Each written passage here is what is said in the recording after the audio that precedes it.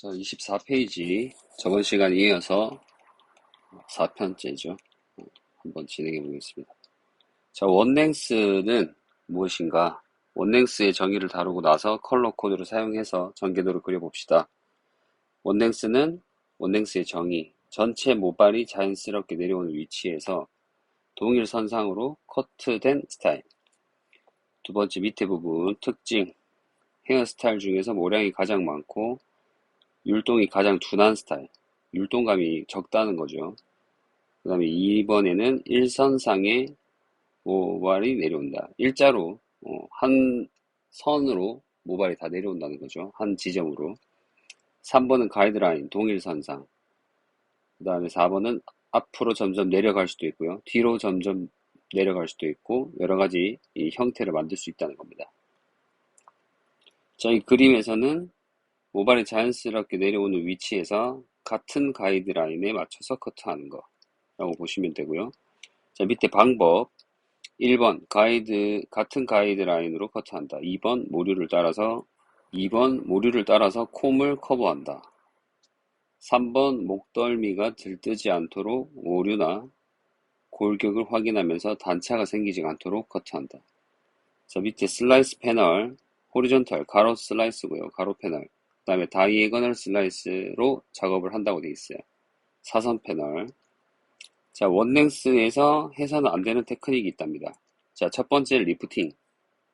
패널을 한 장씩 들어 올려서 커트하면 안 된다는 거죠. 그 다음에 오버 디렉션. 길이와 웨이트를 컨트롤하기 위해 어느 일정한 위치까지 모속을 한데 모아서 커트하는 테크닉. 사용하면 안 되는 거죠. 그 다음에 롱 스트롱 텐션 자체가 강하면 안 된다는 거예요. 패널을 끌어내는 강도가 가장 강한 것. 자, 그림에서는 오버 디렉션을 설명하고 있습니다. 자, 원랭 스타일에는 여러 가지가 있는데, 자, 첫 번째, 후대각, 수평, 이것도 후대각이죠. 그다음 수평이지만 앞머리가 있는 거. 원랭스 라인이죠. 아웃라인의 형태만 달라졌지만 층이 하나도 없다고 표현을 하는 겁니다.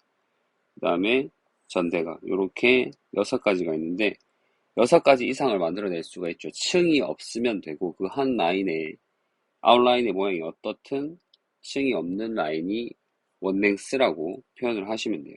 그래서 비달사순에서는 A라고 해서 라인으로만 만들어내는 게 있죠. 라인의 정의만 내린다는 거죠. 자, 다음 장 그림에 보게 되면 원랭스의 전개도는 어떤 순서로 기입하면 좋은지 원랭스를 예로 들어봅니다라고 되어 있습니다.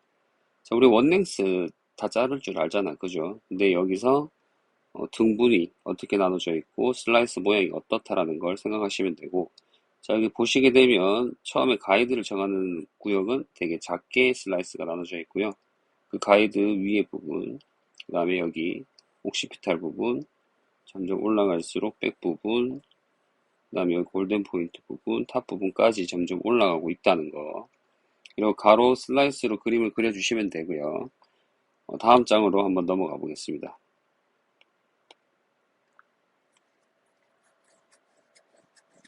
자, 여기 26페이지 보시게 되면 이제 완성된 그림이에요. 완성이 된 그림.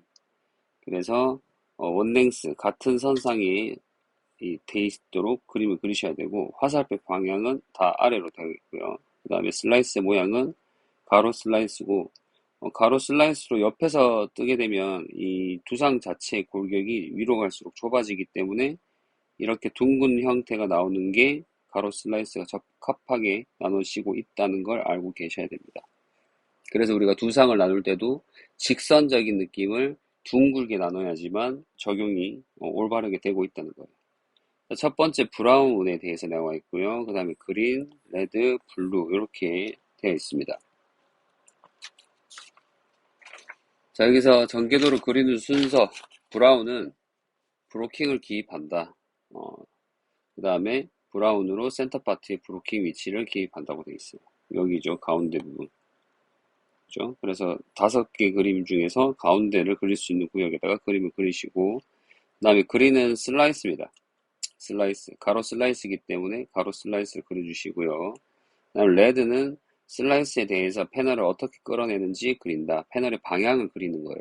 그래서 원랭스는 모든 패널의 동일선상으로 해서 커트하기 때문에 패널의 방향을 모두 같은 위치까지 기입을 한다. 자, 4번 블루 형태죠. 포름을 기입한다. 전체적인 형태를 그리는 거예요.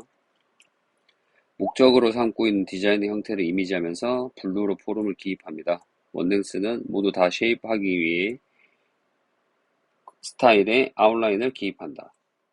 자, 완성형 이렇게 되어 있어요. 이쪽 오른쪽 아래 전개도가 완성되었으면 실제로 완성된 전개도를 보고 디자인을 생각해낼 수 있을지, 슬라이스에 취하는 방법이나 패널을 끌어내는 방향, 컷 라인 등 커트하는 데 있어서 중요한 정보가 빠져 있는지 않는지는 체크합니다. 라고 되어 있어요. 자, 다음 장은 이제 우리가 그리는 순서를 우리가 가지고 있는 헤드시트지에다가 그려보도록 하면 되겠죠. 자, 여기서는 전개도를 분해해보자라고 되어 있습니다. 여기 부분에. 자, 그 아래에서는 전개도에 그리는 방법을 알았으면 이제부터는 전개도를 이미지하는 힘을 몸에 익히기 위해서 전개도를 분해해서 해설합니다. 자, 컷 테크닉과 대비시켜 전개도를 분해하면 슬라이스를 그리는 각도나 패널을 끌어내는 방향을 이미지하기 쉬워집니다. 전개도를 마스터하기 위해서도 컷 테크닉에 대응하는 전개도를 그려봅시다.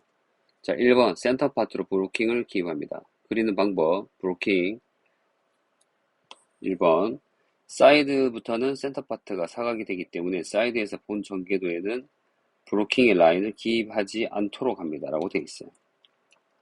자, 2번 첫 번째 장에서 슬라이스를 호리전털 가로 패널로 기입합니다. 자, 실제 전개도를 그리는 순서가 아니라 순서는 26페이지를 읽어주세요. 라고 되어 있고요. 주의 2. 프론트 백 톱에서 본 전개도는 좌우 대칭의 경우 복잡화를 막기 위해서 한쪽만 기입하고 있습니다. 주의 3. 슬라이스의 번호는 해설용으로 기입하고 있습니다. 실제로 고객을 컷할 때는 골격의 차이가 있기 때문에 슬라이스의 개수는 반드시 일치하는 것은 아닙니다. 슬라이스의 개수가 달라질 수도 있다는 거죠. 더 작을 수도 있고 더 많을 수도 있고 그걸 지금 얘기하고 있습니다. 다음 장. 자, 지금은 하나하나 순서대로 차근차근하게 굉장히 쉽게 돼 있어요. 우리는 제일 처음에 커트하는 순서 여기 지금 그림이 나와 있죠. 자, 3번에 두 장째의 슬라이스에서 한 장째의 슬라이스와 평행하게 호리존털 슬라이스 가로 패널로 기입합니다. 일단은 슬라이스를 기입되어 있는 상태에서 여기 커트하는 거 되어 있죠. 이쪽에도 커트, 4번에도 커트하는 게 되어 있고요. 동일하게 네 번째 슬라이스까지 한 개의 앞에 슬라이스와 평행하게 호리존털 슬라이스로 커트합니다. 지금 전개도를 그릴 때는 우리가 머릿속으로 좀 상상을 해야 돼요. 상상을 하면서 커트를 하는 건데, 뭐 원랭스, 뭐 제일 기초 중에 기초죠. 제일 기본적인 걸 그리는 거기 때문에 굉장히 쉽습니다. 두 번째, 세 번째 넘어갈수록 다 똑같아요. 자, 한번 또 읽어보겠습니다. 자, 네 번째 슬라이스 선과 평행하게 패널을 끌어내기 위해서 패널 방향의 화살표는 네 번째 슬라이스에 대해서 수직으로 기입하고요. 원랭스는 모발이 자연스럽게 내려오는 위치에서 컷하기 위해 형태의 스타일은 사진의 아웃라인을 확인하면서 슬라이스와 평행하게 기입합니다. 그리는 방법 포인트 패널의 방향 컷할 때와 동일하게 바로 아래의 패널을 방향을 기입합니다. 그 다음 6번 동일하게 다섯 번째 슬라이스를 네 번째 슬라이스와 평행하게 기입하고 다섯 장째의 슬라이스 선과 평행하게 패널을 끌어내기 위해서 패널 방향의 화살표는 다섯 번째 슬라이스에서 대해서 수직으로 기입한다. 이렇게 되어 있죠. 그 다음에 동일하게 다 얘기했고요. 그 다음 그리는 방법 포인트 3. 슬라이스의 각도는 백에서 보든 사이드에서 보든 같은 각도로 기입한다. 백에서 보든 사이드에서 보든 요걸 지금 뜻하는 겁니다. 같은 라인에 있어야 되기 때문에. 자, 실제로 우리가 커트하게 되면 사람의 어깨가 있기 때문에 조금 더 어렵고 두상의 모류 방향, 그 다음에 점핑 되는 것까지 생각해서 커트해야 되기 때문에 좀 더 어렵죠. 근데 지금 여기서는 빗을 대고만 지금 커트하고 있는 게 보이시죠? 자, 제가 항상 설명하는 건데 빗이 더 정확하냐, 손이 더 정확하냐라고 물어봤을 때 손보다는 빗이 더 정확할 가능성이 높고요. 그 다음에 가위 날의 방향을 항상 확인하셔야 되는 거. 그게 제일 중요합니다.